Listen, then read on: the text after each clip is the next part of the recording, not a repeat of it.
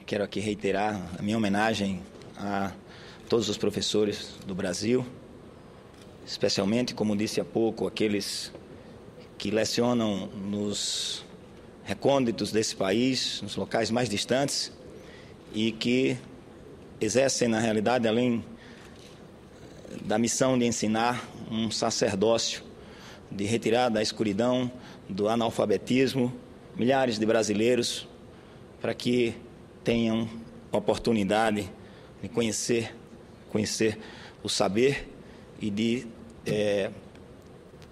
conhecendo o saber, poder ajudar no desenvolvimento do nosso país. Gostaria de reiterar também aqui o nosso desejo de que gostaria de ouvir, senador, de ter ouvido aqui, senador Cristóvão Buarque, que todos os estados brasileiros estivessem pagando o piso nacional, seja por qualquer motivo que tenha havido, por não ter condições, mas o ideal é que todos os municípios, todos os estados brasileiros estivessem aqui pagando o piso, mas pelo que Vossa Excelência relatou, apenas 9 estados brasileiros estão fazendo. Então, que os professores sejam cada vez mais valorizados na sua remuneração e nas condições de trabalho. Sem condições de trabalho, não basta apenas remunerar, tem que dar condições para que o professor desenvolva a sua atividade e transforme a sua atividade na multiplicação do saber. Mas, senhor presidente, senhoras e senhores senadores, tenho dedicado um pouco do meu tempo ao estudo das questões ambientais e, de modo particular, a um tema que me é muito caro, como nordestino e representante do estado de Sergipe nesta casa. Refiro-me ao fenômeno da desertificação, esse flagelo que atinge 110 países, nos quais vivem aproximadamente 2 bilhões de pessoas. Trata-se de algo extremamente grave e preocupante, mas que pouco tem sido abordado pela grande mídia. Quero lembrar que o nosso país passa, talvez, por sua maior crise hidrológica. A cidade de São Paulo, por exemplo, atingiu níveis críticos de reserva de água. De acordo com o Instituto de Astronomia e Geofísica da USP, esta foi a temporada com menos chuvas desde 1969. Este é o 13º ano mais seco desde que as medições começaram em 1934. E também a pior seca desde a criação do sistema Cantareira em 1973. Ressalto ainda que, de acordo com as Nações Unidas, entre 1981 e 2003, 24% das terras do mundo foram degradadas. No mesmo período, 16% das terras degradadas foram recuperadas, o que mostra ser possível reverter o processo de desertificação. Ainda, segundo as Nações Unidas, o solo perdido anualmente, devido a essa degradação, possibilita a produção anual de 20 milhões de toneladas de grãos. Então, senhoras e senhores senadores, a desertificação é um fenômeno terrível, com profundo impacto de natureza econômica, social e ambiental. Quando falamos em desertificação, não nos referimos à expansão dos desertos já existentes. Estamos falando de degradação do solo em áreas áridas, semiáridas e subúmidas, secas, resultantes de diversos fatores, inclusive variações climáticas e de atividades humanas. Este é o conceito atual de desertificação, de acordo com a Agenda 21. Conceito este adotado após a Conferência do Rio de Janeiro sobre o meio ambiente em 1992. Permita. Pois não. Prezado senador Cacá Andrade, gostaria de registrar que estão nos visitando na galeria do Senado Federal os representantes do curso Internacional de Estudos Estratégicos do Exército Brasileiro, representado pelos países México, Nigéria, Índia, África do Sul e Egito. Sejam muito bem-vindos. Be welcome, all of you. Sejam bem-vindos. Por favor. A comunidade científica começou a voltar sua atenção para o problema da desertificação nos anos de 1930, em razão do fenômeno conhecido como Dust Bowl, um fenômeno climático de tempestade de areia que ocorreu nos Estados Unidos e durou cerca de 10 anos, quando intensa degradação dos solos afetou uma área de cerca de 380 mil quilômetros quadrados nos Estados Unidos, nos estados de Oklahoma, Kansas, Novo México e Colorado, situados no meio oeste norte-americano. No entanto, foi somente na década de 70, quando uma grande seca assolou drasticamente a região de Sahel, na periferia do deserto de Saara, e mais de 500 mil pessoas morreram de fome, que a comunidade internacional despertou, de fato, para os impactos adversos da desertificação, impactos ambientais, sociais e econômicos, e propôs um programa mundial de combate ao problema. Nesse momento, entendeu-se que a desertificação era uma questão de dimensão global e requeria, por consequência, a adoção de medidas de caráter global. Essa conscientização a respeito do problema fez com que, anos mais tarde, durante a Conferência Rio 92 sobre o meio ambiente, as discussões em torno do assunto fossem amadurecidas e resultassem na edição da Convenção das Nações Unidas de Combate à Desertificação, adotada em 17 de junho de 1994, da qual o Brasil é parte signatária. Essa convenção possui valor jurídico internacional, gerando compromissos e obrigações para os países partes, e tem fundamentado as iniciativas domésticas para o combate à desertificação, já que diversos estados encontram-se vulneráveis na região semiárida que abrange o Nordeste e parte de Minas Gerais. No Brasil, as áreas mais sujeitas à desertificação e que se enquadram no conceito adotado pela Convenção de Combate à Desertificação abrangem uma extensão de aproximadamente 1.130.000 quilômetros quadrados. Conforme dados do Programa de Ação Nacional de Combate à Desertificação e Mitigação do Efeito da Seca, o PAN-Brasil, essas áreas abrangem porções dos estados do Piauí, Ceará, Rio Grande do Norte, Paraíba, Pernambuco, Alagoas, Sergipe, Bahia e Minas Gerais.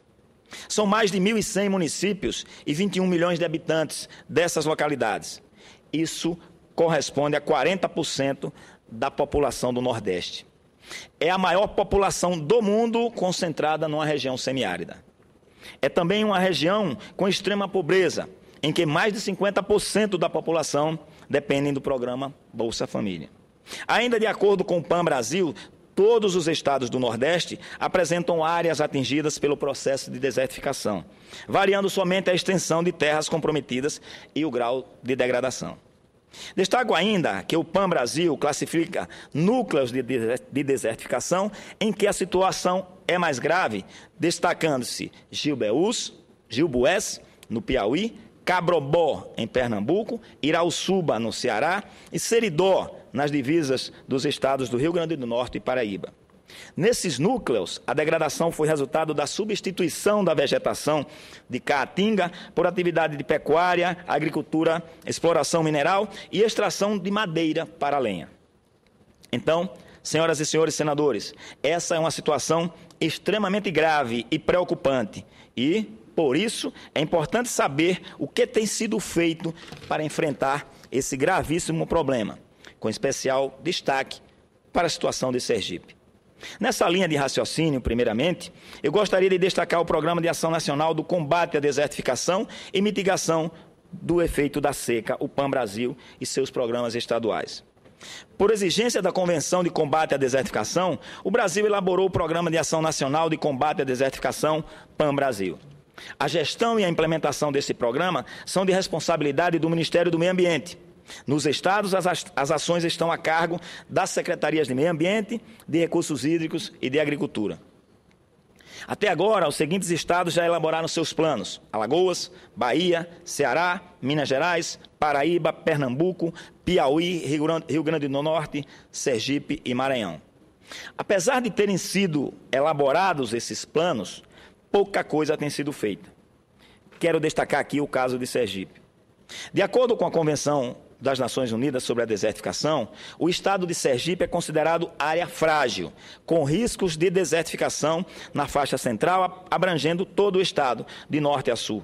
Possui ainda um elevado risco de desertificação na faixa da faixa do sertão semiárido, denominada de Alto Sertão Sergipano, e que abrange os municípios de Canindé de São Francisco, Gararu, Monte Alegre de Sergipe, Nossa Senhora de Lourdes, Nossa Senhora da Glória, Poço Redondo, Porto da Folha.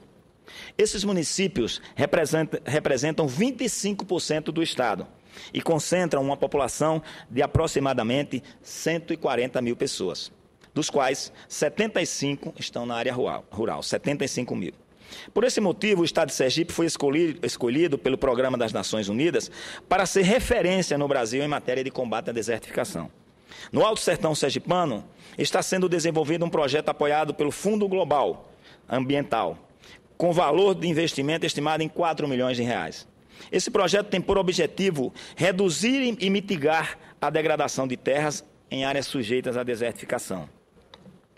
Além dessa iniciativa, nosso estado também conta com seu programa estadual de combate à desertificação, o PAI Sergipe, formulado em 2011, cuja área objeto também é o território do Alto Sertão. O programa possui 5 objetivos principais: reduzir a pobreza e evitar o êxodo rural, garantir a segurança alimentar e nutricional, assegurando uma produção sustentável e adequada para as famílias ali residentes, garantir a segurança hídrica da população, ou seja, acesso à água potável e ao saneamento básico, garantir a conservação, preservação e o uso sustentável da biodiversidade e, por fim, desenvolver mecanismos orientados à garantia de efetiva implantação das políticas, programas e projetos de combate à desertificação. Além do PAN-Brasil, outra ação relevante adotada em nível nacional é a Comissão Nacional de Combate à Desertificação, criada em 2008, e a Política Nacional de Controle da Desertificação, resultante da Resolução 23 de 1997 do Conselho Nacional do Meio Ambiente. Essas são iniciativas que têm por objetivo institucionalizar o combate à desertificação, mostrando que existe uma preocupação do Estado brasileiro com esse importante problema. Contudo, apesar dessas preocupações, não temos visto ações concretas por parte do governo federal que, de fato, contribuam para minimizar o problema. A reversão dessa tendência de degradação das terras das áreas suscetíveis à desertificação demanda iniciativas que tragam soluções técnicas de proteção e de gestão deste ambiente, criando condições materiais, humanas, financeiras e normativas para que a sociedade e governo se estruturem e desempenhem suas tarefas e competências com maior grau de eficácia. Para isso, faz-se necessário harmonizar intervenções e buscar maior cooperação e sinergia entre todos os atores responsáveis e engajados na luta contra a desertificação. No âmbito do Congresso Nacional, a única iniciativa que pude encontrar com este objetivo foi o projeto de lei do Senado número 70 de 2007, de autoria do senador Inácio Arruda, que institui a Política Nacional de Combate à Prevenção da Desertificação. A matéria foi aprovada no Senado e encaminhada à Câmara dos Deputados em 19 de novembro de 2007, onde foi autuada com o projeto de lei PL número 2447 de 2007. Naquela casa, a proposição foi apreciada pelas comissões de Agricultura, Pecuária, Abastecimento e Desenvolvimento Rural, Meio Ambiente e Desenvolvimento Sustentável e de Constituição e Justiça e de Cidadania. O PL aprovado nessas comissões, com substitutivo, encontra-se pronto para a pauta no plenário da Câmara dos Deputados. Caso o projeto seja aprovado com alterações, retornará ao Senado para análise das emendas ali incluídas. Senhor presidente, senhoras e senhores senadores, já caminhando para concluir meu pronunciamento, quero apenas destacar que a luta contra a desertificação envolve, sobretudo, ações de caráter preventivo, para minimizar as intervenções danosas que nós, seres humanos, realizamos no meio ambiente. Intervenções essas consideradas pelos especialistas como as grandes responsáveis pela ocorrência e pelo agravamento do fenômeno. Mas não podemos nos esquecer de que eventos extremos associados às alterações climáticas também têm o seu papel como causa do fenômeno. Inclusive, aproveito o ensejo para trazer à tona outra preocupante consequência do fenômeno de desertificação: enquanto processo ambiental destruidor.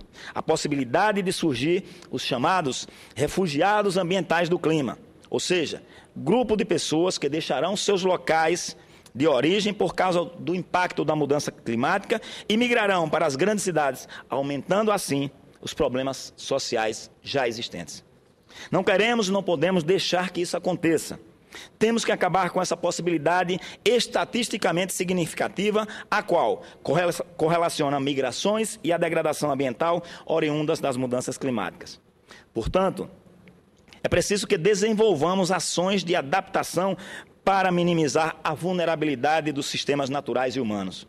Como signatário da Convenção das Nações Unidas de Combate à Desertificação, o Brasil está obrigado a colocar em prática os compromissos assumidos. O combate à desertificação pode e deve ser um processo coletivo, em que o governo e a sociedade se auxiliem mutuamente por meio da busca por objetivos comuns e do compartilhamento de conhecimentos, obrigações, vivências e responsabilidades. As populações afetadas detêm um conhecimento endógeno dos ecossistemas, nos quais convivem e dependem para a sobrevivência. E, ao longo de sua histórica relação com o meio, desenvolveram suas próprias concepções e práticas de convivência com a semiaridez. As experiências acumuladas por organizações não governamentais nas zonas semiáridas e suscetíveis à desertificação apresentam uma riqueza de saberes capaz de contribuir para o desenvolvimento sustentável no âmbito local. Nessa perspectiva, é necessário, portanto, que se passe da retórica para a ação. É preciso que o governo federal estabeleça uma agenda positiva sobre o assunto, fixando metas, objetivos e prazos factíveis para se avançar efetivamente no combate à desertificação, sob pena de um agravamento maior da degradação que já atinge uma parcela considerável de terras do país e um número significativo de cidadãos brasileiros. Era o que tinha a dizer, senhor presidente, senhoras e senhores senadores. Muito obrigado.